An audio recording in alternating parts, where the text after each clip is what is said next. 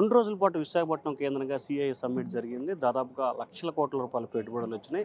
అలాగే జౌలి శాఖకు సంబంధించి కూడా అనేక పెట్టుబడులు వచ్చినాయి. ప్రస్తుతం మంత్రి సబితా మనతో ఉన్నారు. మేడం, ఏంటి ఈ 2 రోజుల సదస్సు ఏ రకంగా జరిగింది? ఎన్ని పెట్టుబడులు వచ్చినాయి? చాలా బాగా జరిగిందండి. ఎందుకంటే ఊహించని విధంగా ఏదైతే చంద్రబాబు నాయుడు గారు, లోకేష్ బాబు కష్టం ప్రత్యక్షంగా ఆంధ్రప్రదేశ్ ప్రజలందరూ చూస్తున్నారు. మరి దేశ విదేశాల నుంచి మరి పార్ట్నర్షిప్ సమిట్కి రావడం, సుమారుగా 400 కంపెనీలతో ఎంఓయూలు కావటం, సుమారుగా 13 లక్షల కోట్లు పెట్టుబడులు, మరి లక్షలాది మందికి ఉపాధి చూపించాలనే లక్ష్యంతో ఈరోజు ఈ ఎంఓయూలు జరిగాయి. మరి టెక్స్టైల్స్ డిపార్ట్మెంట్ ద్వారా కూడా మరి 7 ఎంఓయూలు చేసుకున్నాం. సుమారుగా 4,500 కోట్ల పెట్టుబడి.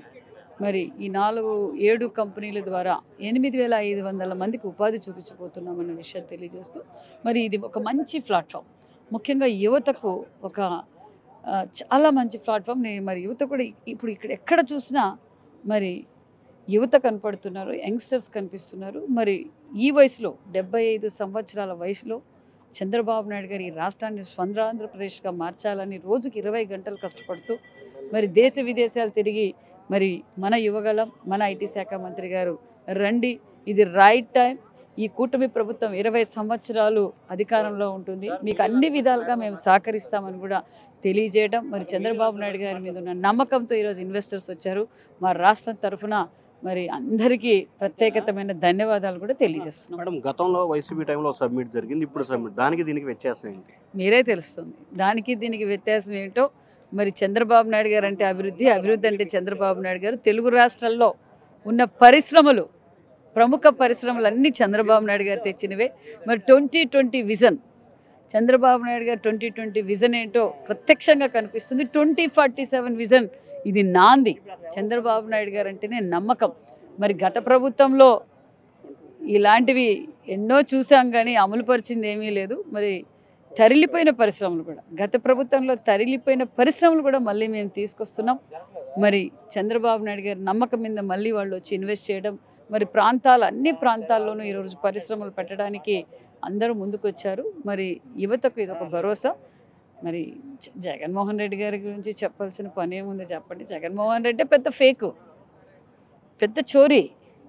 మందుకు చోరీ ఆయనే, నెయ్యికి చోరీ ఆయనే, దాచుకోవడానికి చోరీ. చోరీకి కేర్ ఆఫ్ అడ్రస్ ఎవరంటే జగన్మోహన్ రెడ్డి గారు. అంటే డేటా సెంటర్ మా హాయంలో వచ్చింది, కానీ నిన్న అదే డేటా సెంటర్ మేము తెచ్చామని చెప్పి చెప్తా ఉన్నారు. అదే చూసానండి, చోరీ చేశారని చెప్పారు. అదే విషయం చెప్తున్నా. గూగుల్ డేటా సెంటర్ ఎవరు తెచ్చారో తెలుసు, ప్రజలు నమ్ముతున్నారు. గూగుల్ డేటా సెంటర్ గురించి జగన్మోహన్ రెడ్డి గారికి ఏం తెలుసో ప్రజలందరికీ తెలుసు. ఇలాగే కియా ఇంటర్నేషనల్ పరిశ్రమ సృష్టికర్తే చంద్రబాబు నాయుడు గారు. మరి గతంలో ఎప్పుడు 2004లోనో రాజశేఖర రెడ్డి గారు మాట్లాడారంటే, ఈయనకు ఆత్మలతో మాట్లాడేది అలవాటు. మరి ప్రజలకి తెలుసు కియా ఎవరు తీసుకొచ్చారు, సాగునీరు తాగునీరు ఎవరు తీసుకొచ్చారు, పరిశ్రమల సృష్టికర్త ఎవరు, అభివృద్ధికి సృష్టికర్త ఎవరు.